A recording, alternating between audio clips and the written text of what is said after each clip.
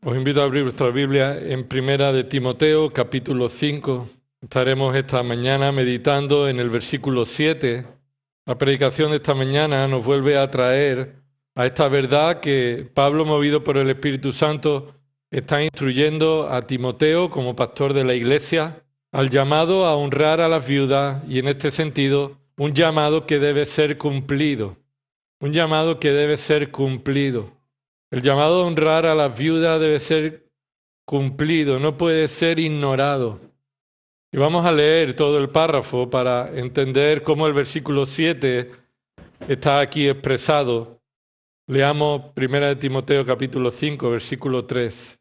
Honra a las viudas que en verdad son viudas, pero si alguna viuda tiene hijos o nietos, que aprendan estos primero a mostrar piedad para con su propia familia, y a recompensar a sus padres, porque esto es agradable delante de Dios. Pero la que en verdad es viuda y se ha quedado sola, tiene puesta su esperanza en Dios y continúa en súplicas y oraciones noche y día. Mas la que se entrega a los placeres desenfrenados, aún viviendo, está muerta. Ordena también estas cosas para que sean irreprochables. Pero si alguno no provee para los suyos, y especialmente para los de su casa, ha negado la fe y es peor que un incrédulo. Que la viuda sea puesta en la lista solo si no es menor de 60 años, habiendo sido la esposa de un solo marido, que tenga testimonio de buenas obras, si ha criado hijos, si ha mostrado hospitalidad a extraños, si ha lavado los pies de los santos, si ha ayudado a los afligidos, y si se ha consagrado a toda buena obra. Pero rehúsa poner en la lista a viudas más jóvenes, porque cuando sienten deseos sensuales contrarios a Cristo, se quieren casar, incurriendo así en condenación por haber abandonado su promesa anterior. Y además aprenden a estar ociosas yendo de casa en casa, y no solo ociosas, sino también charlatanas, y entremetidas, hablando de cosas que no son dignas.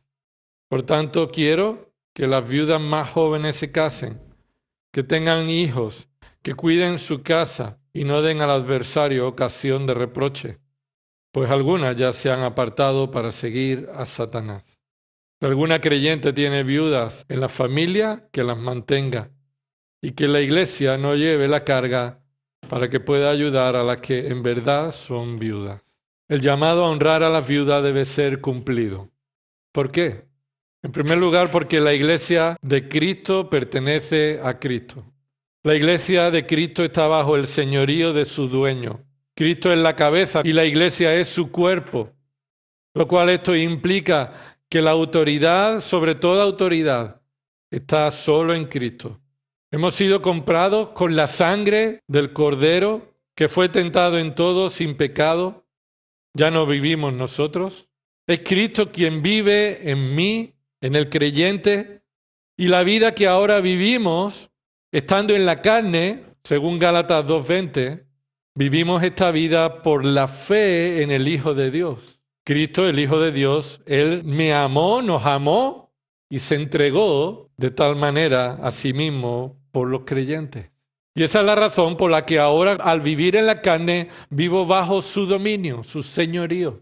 El creyente reconoce que ha sido rescatado para vivir para Dios. Ha sido salvado para la gloria de Dios y para vivir en obediencia a Dios. El amor de Cristo nos ha rescatado de la maldición del pecado. ¿Para qué? Para que vivamos en obediencia a su voluntad.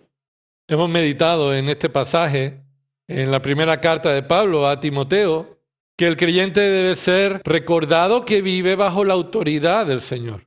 Timoteo está considerando la posibilidad de huir de esta iglesia.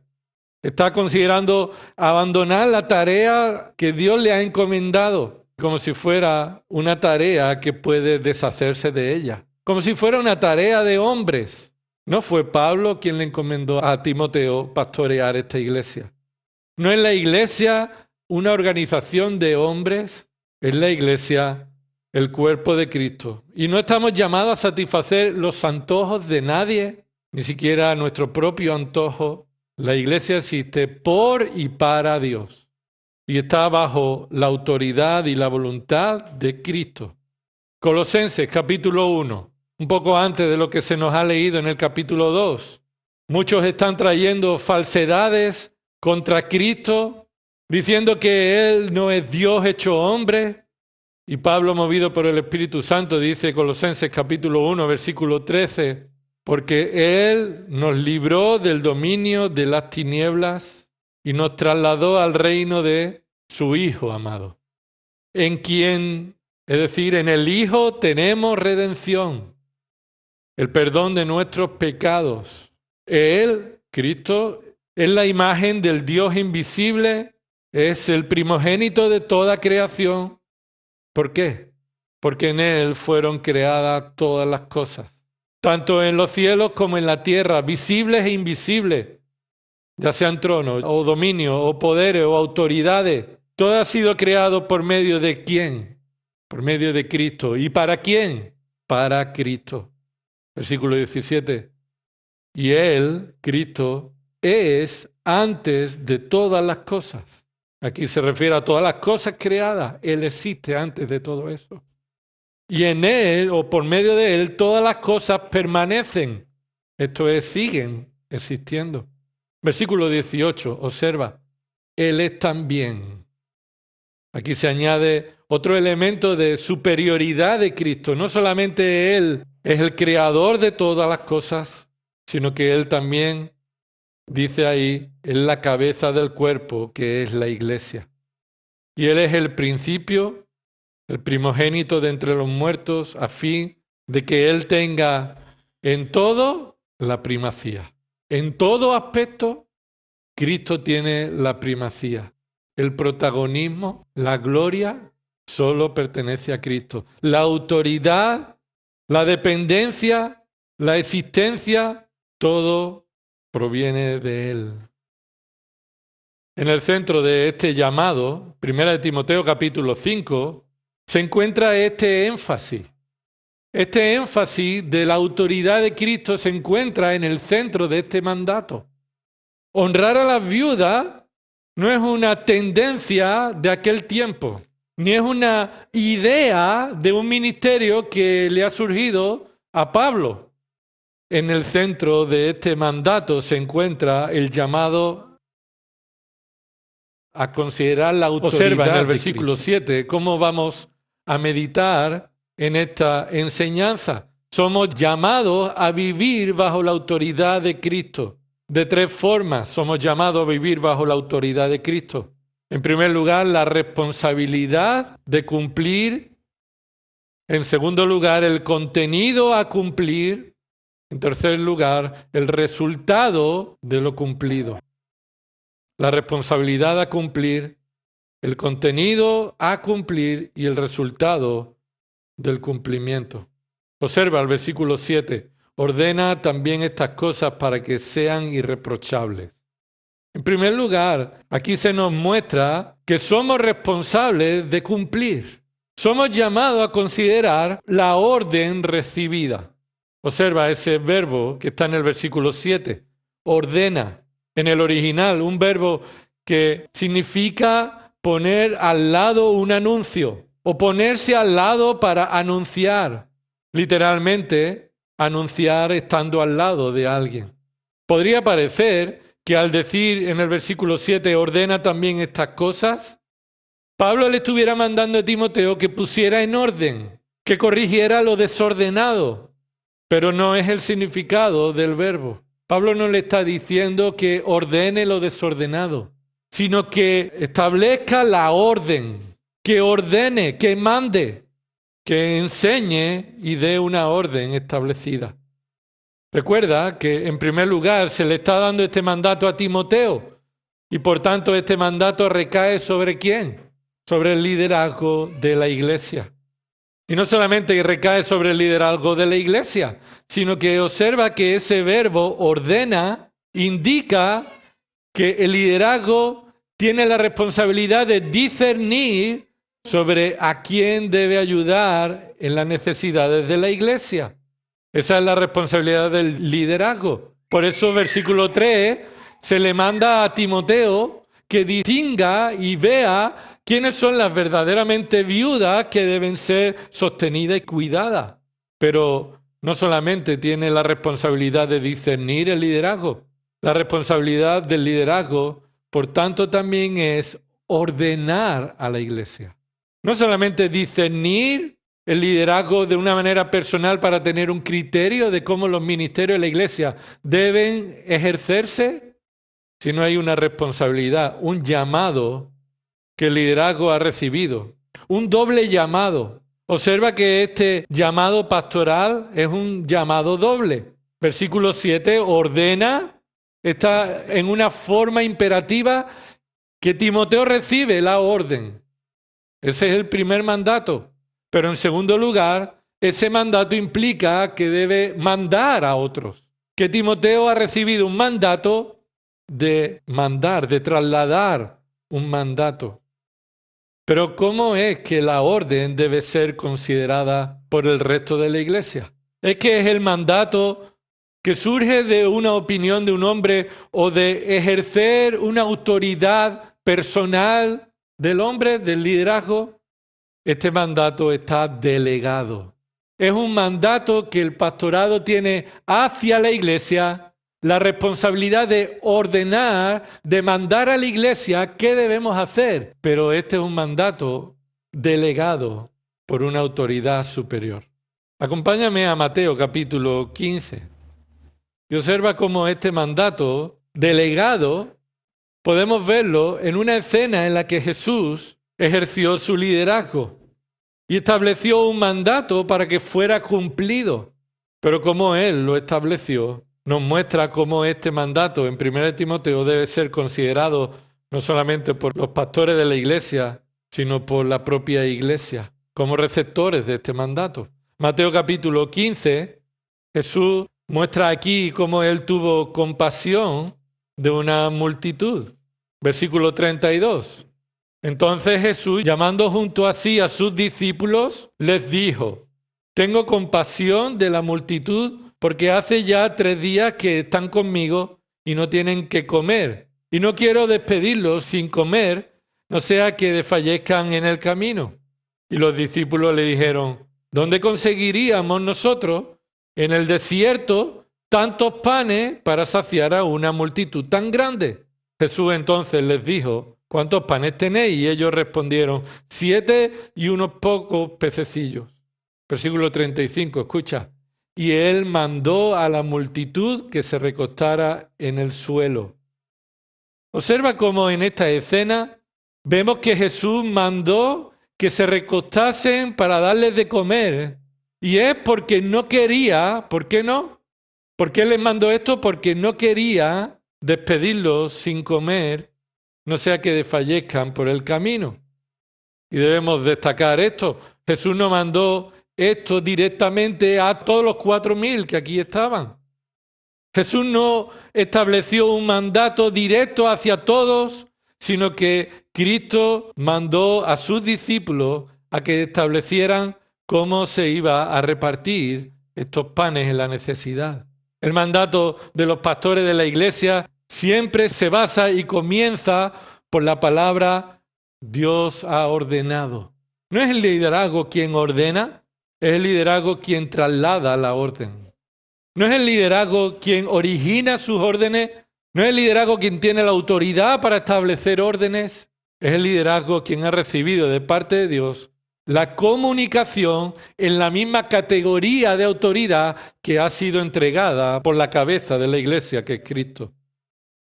Y del mismo modo que estos apóstoles comunicaron a la multitud que se recostaran, estableciendo ese mandato por la autoridad del maestro, ellos comunicaron, seguramente el maestro dice que os recostéis en el suelo. Y escucha, esta escena no está enseñándonos lo que ya venimos diciendo, que la iglesia es llamada a cubrir las necesidades de todos los que están sufriendo en el mundo. La compasión de Jesús con la necesidad aquí, escucha, es una compasión puntual de una multitud sin alimento. En este pasaje se utiliza muchas veces para fomentar a los creyentes a seguir el ejemplo de Jesús, colaborando y participando en la ayuda social, en los necesitados. Porque Jesús lo hizo. Mira, le dio de comer a 4.000. Y debemos tener la misma compasión. Pero observemos lo que en realidad el texto está diciendo. Primero, observa en Mateo 15, 32 al 39, que no eran necesitados, sino que se les había terminado la comida al llevar 3 días con Jesús escuchando su enseñanza y siendo sanados. No eran necesitados, sino que habían llegado a una necesidad puntual. En segundo lugar, Jesús les da la comida necesaria y esencial. ¿Para qué? Para que no desfallezcan mientras vuelven a su casa. Es una ayuda puntual, imprescindible en el momento para que continúen con su camino a casa. Porque Él no quiere despedirlos sin comida. Por tanto, no es un pasaje que respalde la ayuda social al necesitado, sino que muestra en un contexto una ayuda puntual. Y cerramos aquí este paréntesis. Porque el punto aquí es que la orden que Timoteo recibe de ordenar estas cosas sobre honrar a las viudas es una forma bíblica de atender las necesidades de las viudas. Y conlleva que es una orden con autoridad, tal como Cristo mandó al espíritu inmundo que saliera del hombre endemoniado gadareno. El mandato fue así. Se le mandó al espíritu que saliera y salió. Fue la autoridad de Cristo la que se mostró en su ministerio, que continúa estando en la iglesia.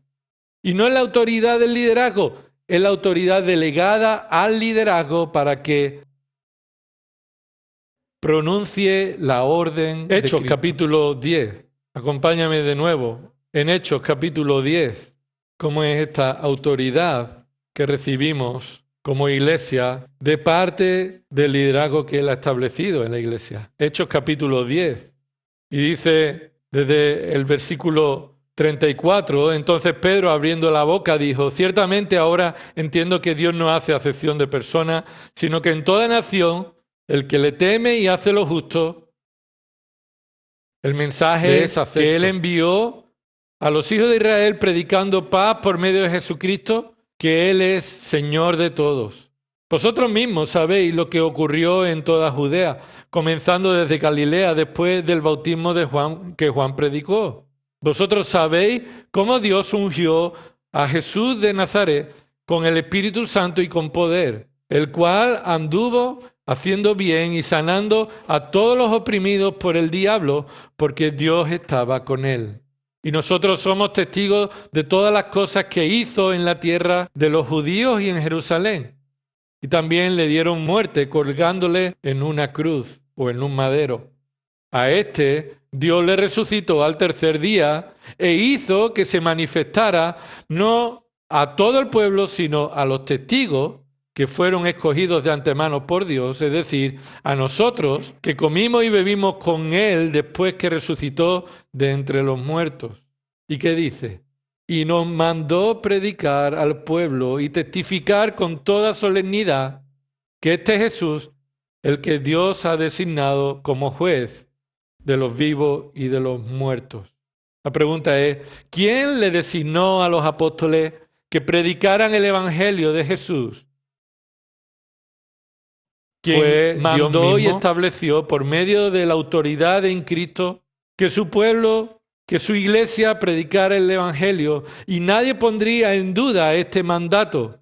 De tal modo, el mandato que Pablo le dice a Timoteo que debe expresar y trasladar a la iglesia no es un mandato de un hombre, es el mandato delegado de Cristo, que está a la misma altura que predicar el evangelio, que está a la misma altura que cualquier otro mandato, ya que es recibido de la cabeza de la iglesia, que es Cristo. Esta orden que Timoteo recibe, que debe trasladar a la iglesia, es una idea central en esta carta. Acompáñame a 1 Timoteo de nuevo, capítulo 1. Observa cómo esta idea de ordenar aparece como un mandato de autoridad delegada por Dios al liderazgo para cómo pastorear a su iglesia. Aparece 5 veces en esta carta de 1 Timoteo. En primer lugar, 1 Timoteo 1:3. Observa que dice ahí, te rogué que te quedaras en Éfeso, ¿para qué? Para que ordenaras. Esa es la palabra. Esa es tu tarea, para dar una orden. No solamente una instrucción, no solamente una enseñanza, no solamente una sugerencia, una información. Timoteo es recordado aquí que fue dejado en Éfeso para que él ordenara a algunos que estaban en Éfeso a que no enseñaran doctrinas extrañas. Y claro, muchos dirían, ¿y quién eres tú para ordenarnos lo que tenemos que enseñar y lo que no? Y esta palabra que aquí se utiliza y en este contexto de esta carta, el liderazgo de la Iglesia ha recibido delegada de parte de Cristo por su palabra las cosas que debe ordenar por la autoridad de Cristo, así como Timoteo tuvo que ordenar a algunos que dejaran de enseñar doctrinas extrañas. Estas órdenes que Timoteo debía dar a estos malos maestros que enseñaban doctrinas extrañas, sin duda era una situación de tensión, ¿no? Las órdenes que los pastores deben hacer en ocasiones en el ministerio de la iglesia no son sencillas, no son agradables, pero no deben ignorarse. No deben ignorarse. Los pastores deben obedecer en el mandato que han recibido de mandar aquellos mandatos que vienen de parte de Dios, con la autoridad de Cristo, con la autoridad de su palabra. Capítulo 4 de esta misma carta. Aquí el énfasis recuerda que Pablo le está enseñando a Timoteo que antes de enseñar a otro debe procurar disciplinarse a sí mismo para la piedad. Y en medio de todo este mandato, viene ahí en el versículo 11, capítulo 4, versículo 11, esto ordena y enseña. Así que una cosa es enseñar y otra cosa es ordenar. No poner en orden, sino dar un mandato. Hermano, esto es lo que Cristo, por su palabra, dice que hay que hacer. Esto es lo que Cristo ha determinado por autoridad que su iglesia debe conocer y aplicar. En esta ocasión, Timoteo debe dar órdenes a los hermanos que nada tengan que ver con fábulas profanas, como dice en el versículo 7, y que confíen en la suficiencia de la autoridad de la sana doctrina, como ha dicho en el versículo 6. Así que la fuente del mandato es la sana doctrina y la autoridad de Cristo. Y así debe ser cumplida por el liderazgo y así debe ser recibida por la iglesia. Este mandato aparece de nuevo en el capítulo 6 de esta misma carta, siendo de nuevo un énfasis en esta carta de cómo Pablo le está mandando a Timoteo que debe cumplir la voluntad de Dios. Capítulo 6, observa desde el versículo 11, pero tú, oh hombre de Dios, huye de estas cosas y sigue la justicia, la piedad, la fe, el amor, la perseverancia y la amabilidad. Pelea la buena batalla de la fe, echa mano de la vida eterna, a la cual fuiste llamado y de la que hiciste buena profesión en presencia de muchos testigos. Observa, versículo 13. Te mando delante de Dios, que da vida a todas las cosas, y de Cristo Jesús, que dio testimonio de la buena profesión delante de Poncio Pilato. ¿Qué significa eso? Que este mandato que Pablo le está encomendando a Timoteo es un mandato solemne delante de Dios Padre, delante de Cristo Jesús. Este mandato solemne recae sobre el liderazgo. ¿Y cuál es el contenido de este mandato? Versículo 14. Que guarde el mandamiento sin tacha.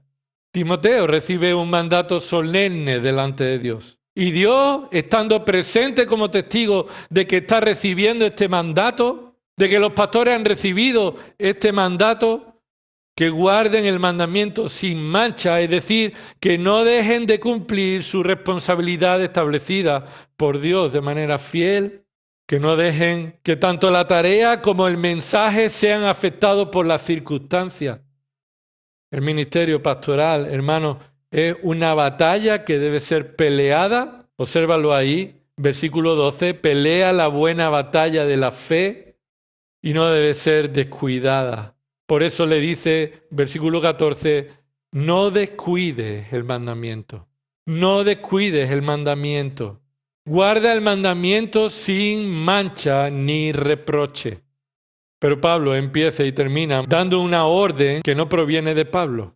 No solamente Dios está aquí presente como testigo del mandato, sino que este mandato proviene de la autoridad de Dios y de Cristo.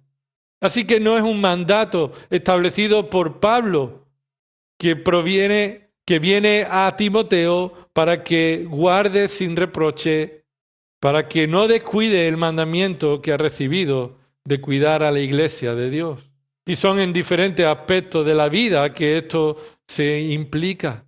Y es el ministerio de la iglesia local en Éfeso que está llamado a realizarse en base al mandato recibido por Dios de la sana doctrina. Este mandato que debe ser guardado sin mancha ni reproche hasta que el Señor venga. La pregunta que surge aquí es, ¿ha venido el Señor ya? Todavía está vigente este mandato para los pastores y para los creyentes de la iglesia, que debemos considerar bajo la autoridad de quién estamos. Por eso, capítulo 6, versículo 17, continúa diciéndole a los ricos, dice ahí a los ricos en este mundo, estos son creyentes que son ricos en base a la riqueza de este mundo. Observa lo que dice ahí, mándales. No dice enséñales, no. No dice enséñales como una teoría a conocer. Un mandato, capítulo 6, versículo 17, a los ricos de este mundo, mándales, conforme a la autoridad que se ha establecido en el versículo 13 y 14, el mandamiento que el liderazgo ha recibido de parte de Cristo.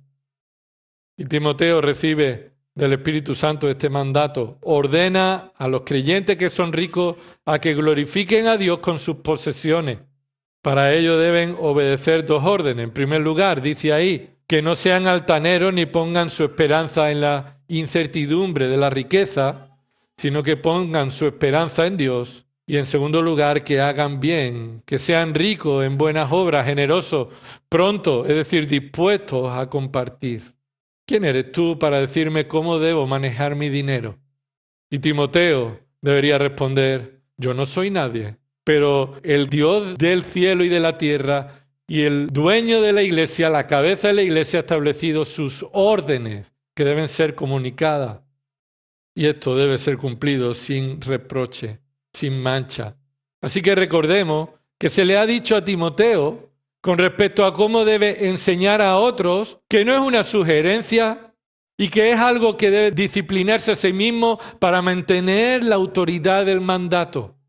Debe disciplinarse a sí mismo para mantener la autoridad del mandato que viene de parte de Dios para su propia vida y para el resto de la iglesia. Si Timoteo recibe el mandato de ordenar, la respuesta apropiada que se espera de los creyentes, ¿cuál es? Hacer lo ordenado, obedecer lo ordenado. Así como Pablo y sus colaboradores tienen la confianza en el Señor respecto a los creyentes en Tesalónica. Segunda de Tesalonicenses, capítulo 3, versículo 4, de que hacen y harán lo que se les ha ordenado. Pablo le encomendó a esta iglesia las órdenes que ha recibido de parte de Cristo. Y Pablo les dice, esperamos que vosotros cumpláis lo que se os ha ordenado.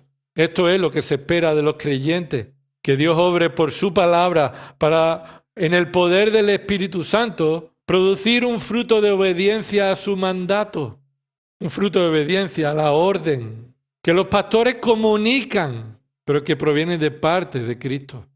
Esta es la respuesta que se espera de los creyentes ante el mandato que reciben, incluso en aspectos particulares, familiares de la vida privada. Observemos el contenido de esta orden. Esta orden viene por autoridad de Cristo y no puede ser rebajada a una sugerencia ni a una enseñanza simple teórica. Proviene de un mandato, una orden. ¿Qué contenido proviene en este contexto? Versículo 7 de nuevo. Observa cómo dice ahí, ordena también estas cosas. El contenido a cumplir en este aspecto. el contenido de lo que se debe ordenar, el contenido de lo que se debe cumplir. ¿Qué debe ordenar Timoteo a los creyentes, a los familiares, a las viudas de una iglesia local? Y sobre el contenido se nos dicen dos cosas. En primer lugar, son varios elementos en el contenido. Observa el versículo 7. Ordena estas cosas. Ordena estas cosas. Pero viene ahí una palabra en medio. También. Ordena también estas cosas. Esa palabra también es una palabra que se utiliza para conectar la lógica de aquello que se ha dicho anteriormente con lo que continúa. Es una conjunción que añade a una orden otras nuevas órdenes que Timoteo debe mandar a los creyentes de la iglesia local. A causa de los efectos del pecado en nosotros, se hace necesario que de parte de Dios recibamos órdenes que nos muestran el camino agradable a Dios en muchos aspectos de la vida. No es una sola orden. El contenido de esta carta que hemos visto en varias indicaciones de Timoteo de lo que debe ordenar a la iglesia, que sea columna y sostén de la verdad, se muestra en distintos aspectos de la vida. Los creyentes deben ser conscientes de la tarea que los pastores tienen de ordenar, pero también de cómo esas órdenes afectan a todo aspecto de nuestra vida. Los creyentes deben ser conscientes, debemos ser conscientes de que no son varios los mandatos que la palabra de Dios nos ordena para que examinemos nuestra vida a la luz de esas órdenes. Mira lo que hemos leído en esta mañana. Salmo 119, vuelve un momento conmigo ahí. Mira lo que dice el versículo 57. El Señor es mi porción, he prometido guardar tus palabras. Es decir, el salmista está mostrando que las obras de su vida van a mostrar quién es Cristo para él. Es decir, el Señor es mi porción, significa el Señor es toda bendición y riqueza de mi vida, es lo más importante. Lo más valioso de mi vida es el Señor. Y la pregunta sería, ¿y cómo eso se ve en tu vida? Y el salmista dice, he prometido guardar tus palabras. La forma en que vivimos muestra y revela quién es Cristo para mí. Y en este párrafo se nos muestra 8 formas en las que nosotros demostramos quién es Cristo, que es el mayor tesoro de nuestra vida.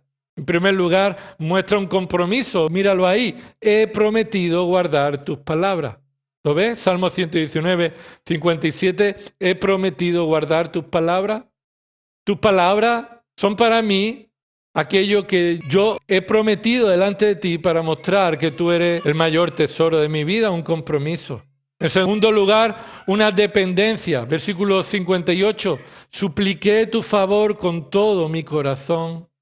Ten piedad de mí conforme a tu promesa. Es decir, yo he prometido guardar, pero yo suplico tu favor, tu ayuda. No puedo. Por mí mismo no estoy capacitado para poder cumplir tu palabra.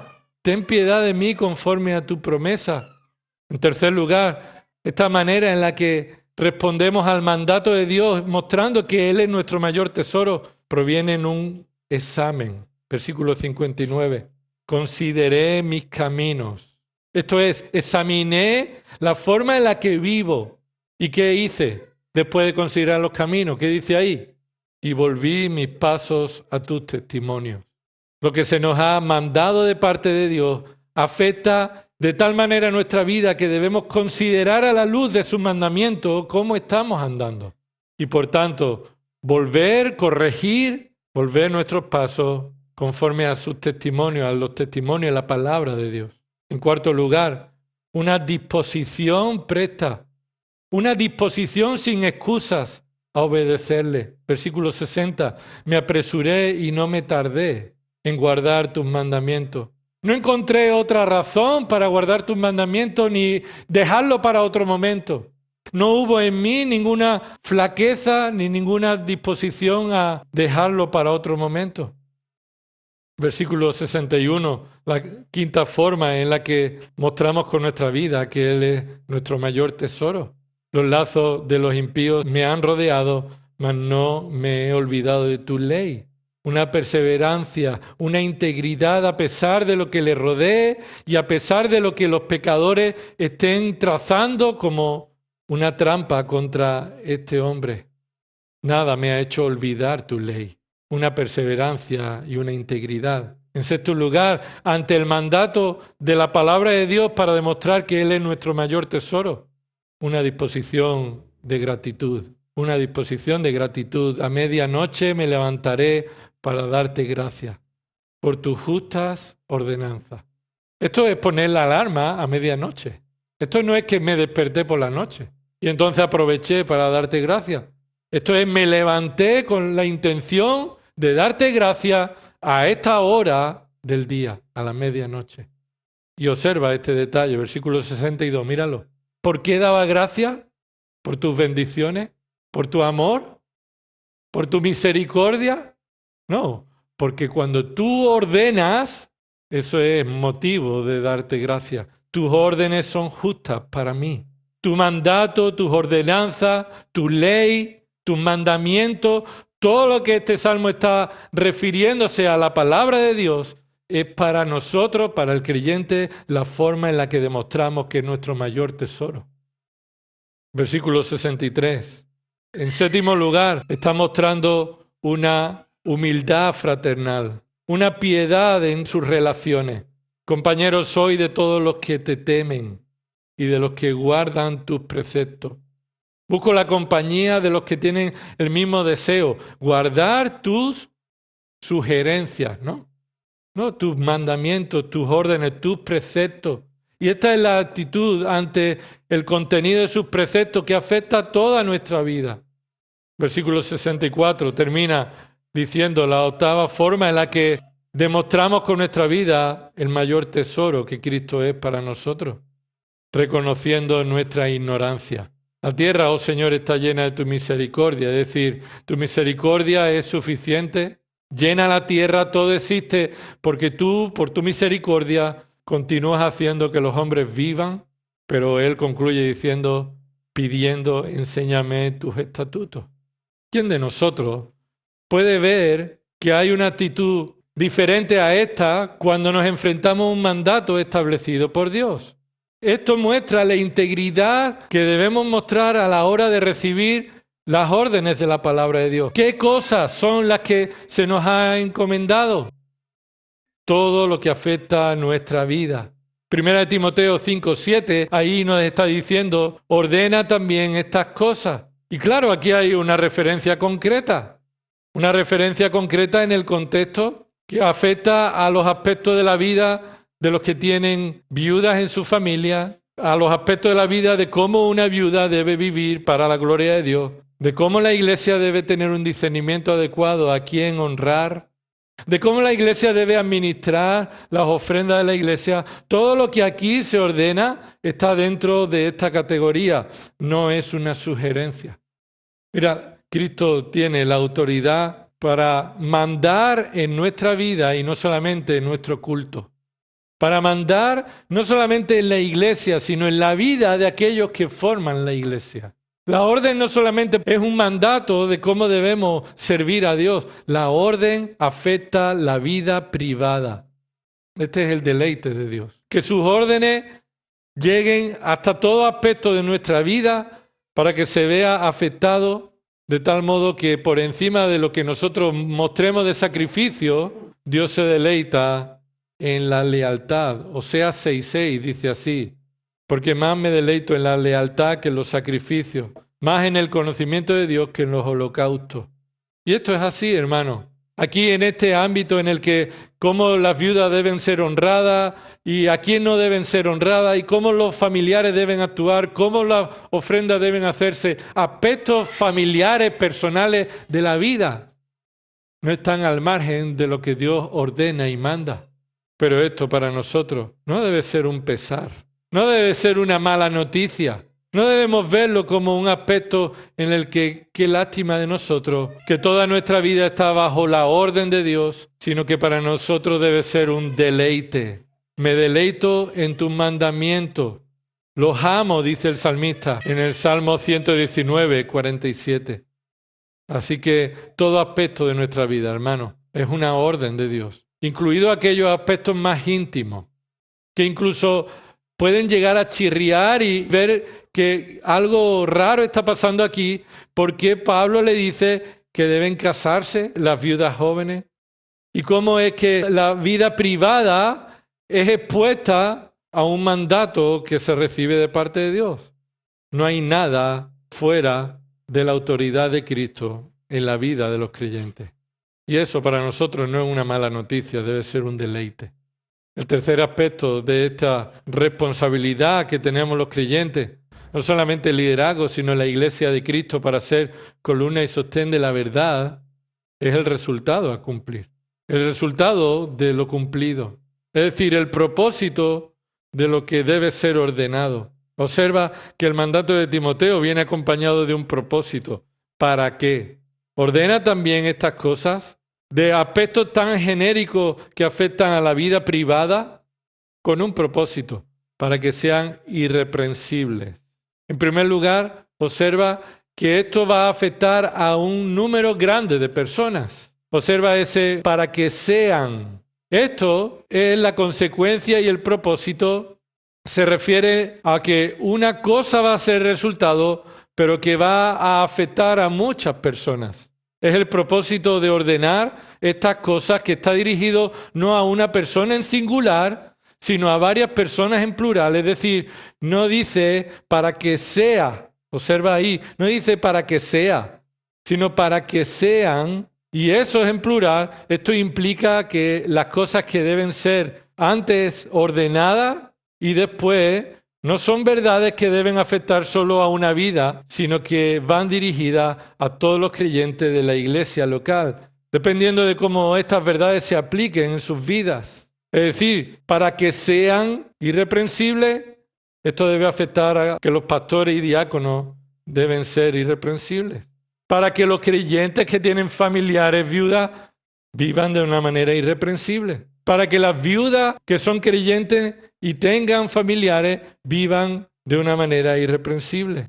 Para que las viudas creyentes que no tienen familia vivan de una manera irreprensible. En definitiva, hermanos, el mandato de Dios tiene un propósito para todos los creyentes de la iglesia. Dios nos ha mandado una forma de vivir que afecta a todo aspecto de nuestra vida, con el propósito de que eso traiga una repercusión a cada una de nuestras vidas. ¿Qué significa para que sean irreprensibles? Esa palabra irreprensible significa que no puede ser tomado, que no puede ser agarrado, que no hay por dónde cogerlo. Significa esa palabra. Hablamos del significado de esta palabra irreprensible porque está enfatizada en primer lugar en este texto original. Es decir, la forma que en el original viene, la palabra irreprochable es un adjetivo, y un adjetivo es una palabra que define la característica de algo o de alguien, que se distingue por esa cualidad. Así que destaca una cualidad espiritual que los creyentes deben ser conocidos. ¿Qué significa irreprochable? Esta cualidad significa literalmente que no hay por dónde cogerlo, pero se usa de una manera figurada aquí, para referirnos a una persona que no puede ser censurada, que no se le puede culpar de algo. Solo aparece 3 veces en el Nuevo Testamento. Y esto no es malo, esto es bueno, es una bendición. Que podamos ver esta palabra, cómo se utiliza. ¿Y sabes dónde aparece esta palabra 3 veces en el Nuevo Testamento? Solo en esta carta. Solo en esta carta. Y esto no es una cualidad cualquiera. Tiene una importancia en este mensaje, ya que determina un énfasis en la enseñanza pastoral para la iglesia de Dios en cada lugar y cada tiempo. Escucha, Primera de Timoteo nos llama a pelear la buena batalla de la fe. Y no es solo una cuestión de sana doctrina. Escucha, no es una cuestión solamente de conocimiento, sino de aprender cómo vivir conforme a la sana doctrina. La sana doctrina aplicada es el propósito de esta carta. Primero en el liderazgo y después en la iglesia de Dios. ¿Por qué? Porque Dios ha ordenado cómo vivir para que seamos irreprochables e irreprensibles delante de Él. Observa el capítulo 3, versículo 12. Dice aquí, capítulo 3, versículo 12. hablando a los diáconos, que los diáconos sean maridos de una sola mujer y que gobiernen bien sus hijos y sus propias casas. Versículo 13, pues los que han servido bien como diáconos obtienen para sí una posición honrosa y gran confianza en la fe que es en Cristo Jesús. Este es el mandato hacia los diáconos, deben vivir de esta manera, diligente. Pero esto es lo mismo que se les ha dicho a los pastores anteriormente. Capítulo 3, versículo 2. Observa ahí cómo se les dice a los pastores. Un obispo debe ser, ¿qué? Irreprochable. Irreprochable. Esta es la forma en la que se caracteriza un obispo llamado por Dios. Esto es la demostración del llamado de Dios. No es un requisito a cumplir, es una demostración del llamado de Dios. No es una oferta a cumplir, sino es una identificación de un fruto al cual Dios ha llamado para un ministerio concreto. Y no puede ser señalado por una serie de pecados concretos en su vida, lo que significaría que Dios no lo ha llamado para el ministerio. ¿En qué tipo de áreas? Y ahí viene una lista de cuestiones en su vida. Pero ninguna de estas cuestiones debe ser algo por donde pillar, agarrar a este hombre, a este liderazgo. Eso significa irreprochable, no significa perfección, significa cumplir fielmente lo que Dios ha establecido como una identificación particular. Capítulo 6, versículo 14, lo hemos leído hace un momento, que guarde el mandamiento sin mancha y sin reproche. Y de nuevo aquí Pablo le dice a Timoteo que ha recibido un mandato privado, personal, como obispo llamado y capacitado por Dios para cuidar de su iglesia. Un llamado solemne delante de Dios. Es decir, responderás delante de Dios de cómo estás cumpliendo el mandato imperativo, que consiste en guardar el mandamiento sin mancha y sin reproche. Que guardes el mandamiento. ¿Qué significa que guardes el mandamiento sin mancha y sin reproche? Significa que cumplas lo que Dios te manda, sin negociaciones. Protege la sana doctrina de herejía. Sí, protege la sana doctrina, pero esto va más allá de proteger la sana doctrina, sino que mantén tu propia vida una obediencia fiel al mandato que has recibido, que no haya por dónde cogerte porque estás incumpliendo este mandamiento recibido de parte de Dios. La forma perfecta de cumplir el mandamiento de Dios no es por medio de la destreza del hombre, es por medio del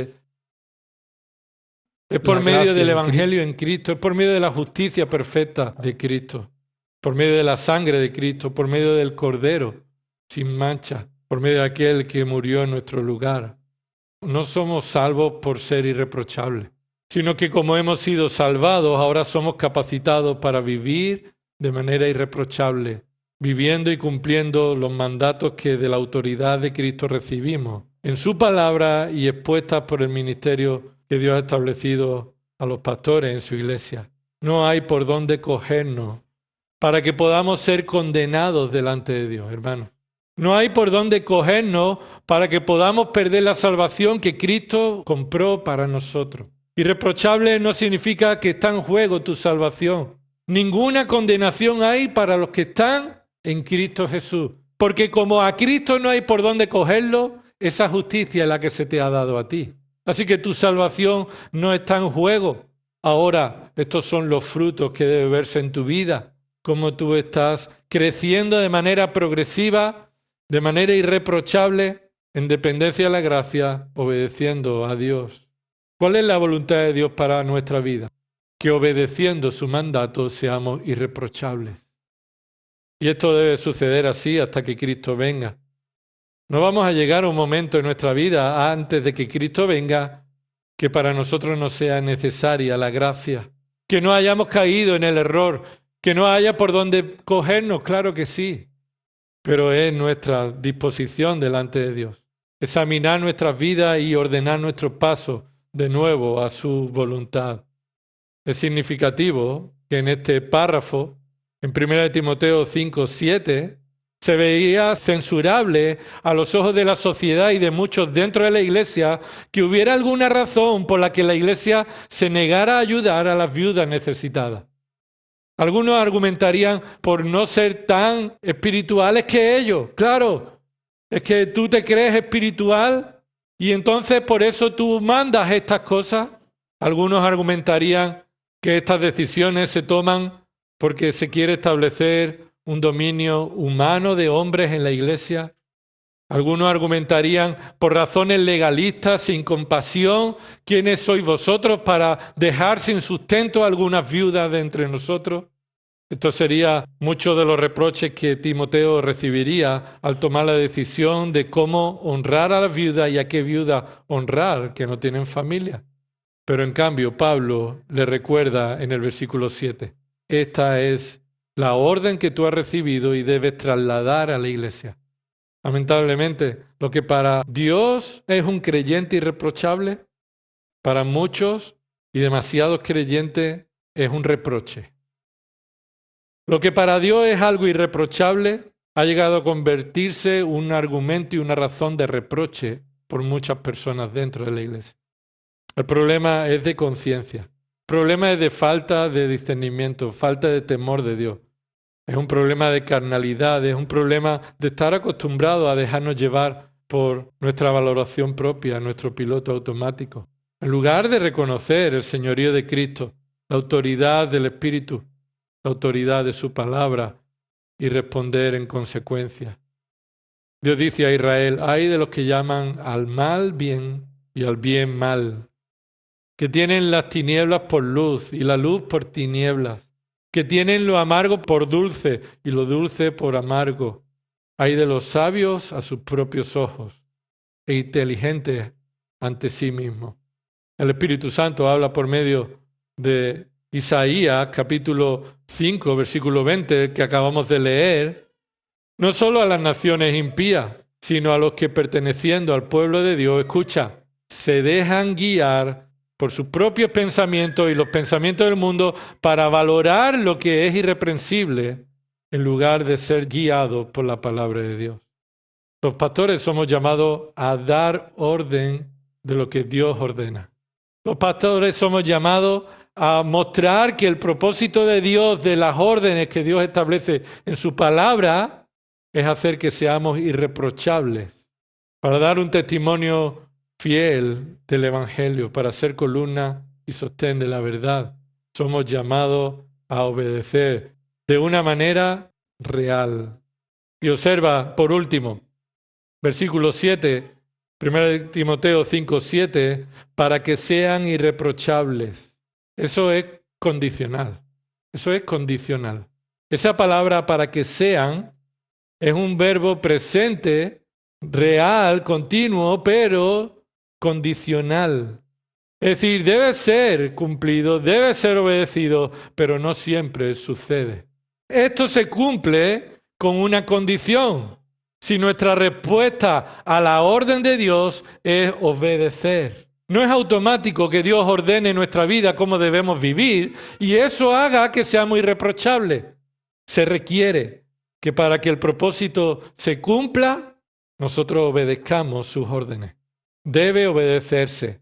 Será irreprochable cuando seas obediente a la orden de Dios que Él ha establecido para su iglesia. No solo afecta a pastores, a familias de viudas, sino que afecta a toda la iglesia. Esto es ser testimonio, columna y sostén de la verdad. Esto es pelear la buena batalla. Esto es disciplinarse a sí mismo. Esto es exaltar a Cristo. Somos reacios a obedecer órdenes. Esto es natural. Esto es lo que ha sucedido por el pecado.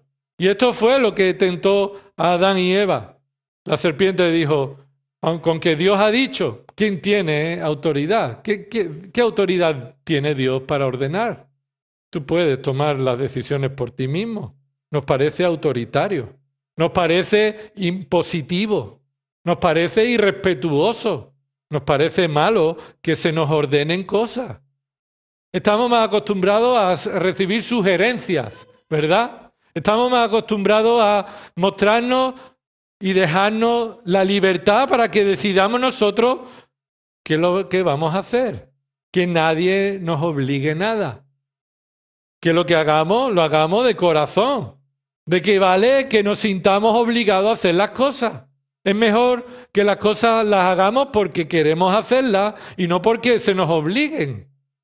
Eso es lo que estamos acostumbrados a responder cuando recibimos órdenes. Estamos acostumbrados a hacer algo que no quieres hacer o no te sale voluntariamente. Tú dices, mira, yo voy a hacer, no lo voy a hacer hipócritamente. No voy a aceptar esta imposición porque no va a salir de un corazón que quiere hacerlo.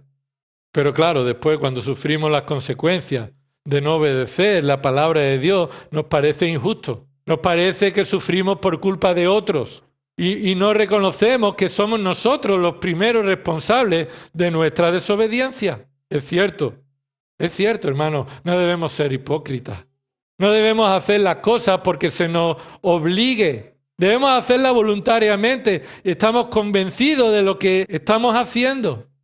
Y precisamente esa es la voluntad de Dios, que tu corazón cambie ante sus órdenes.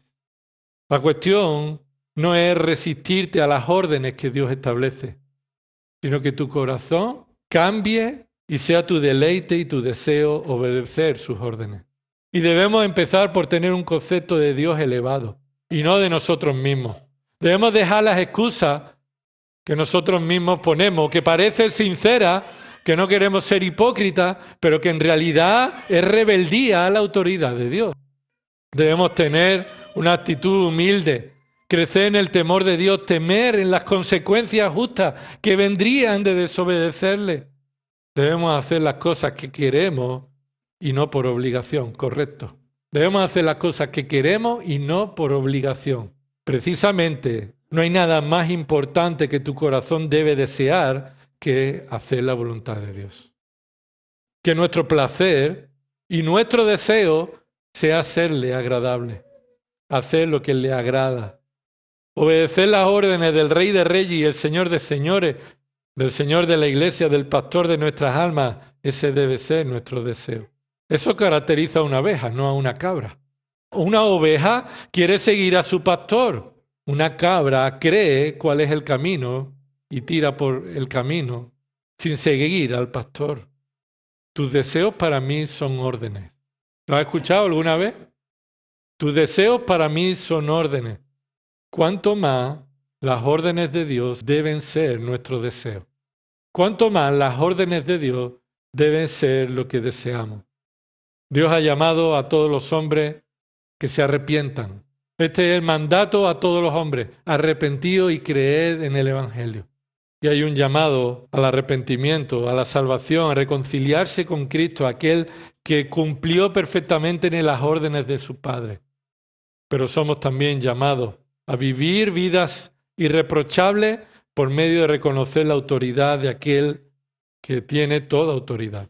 Él no nos pide que hagamos cosas, Él nos manda que las hagamos. Y es nuestra responsabilidad qué haremos con las órdenes recibidas de parte de Dios. Vamos a orar. Señor, te pedimos, Padre, que ante este llamado que afecta a tantos aspectos de nuestra vida, tanto pública como privada, tanto en los ministerios de la Iglesia como en nuestro hogar, Señor, tantos aspectos privados como aspectos globales del ministerio de la Iglesia, Señor. Estamos bajo tu autoridad y queremos que tú obres en nuestros corazones para que no pongamos excusas a cumplir tus mandatos, para que en dependencia de tu gracia, nuestro mayor deseo sea conocer tus órdenes, deleitarnos en ellas y ponerlas en práctica a medida que crecemos en el conocimiento de ti. Perdónanos, Señor, nuestros pecados. Aquellos pecados que estamos manteniendo en un área en la que creemos que tenemos autoridad. Señor, y reconocemos que no hay nada en nuestra vida que esté lejos y separado de la autoridad que solo tú tienes, Señor. Y pedimos, Padre, que tu iglesia aquí, Señor, no responda a las opiniones de los hombres ni de ninguna persona, Señor, sino que nos sometamos todos, Señor, a la autoridad de tu palabra, para que esto te glorifique, Señor. Que para nosotros tus órdenes sean nuestro deleite. En el nombre de Jesús. Amén.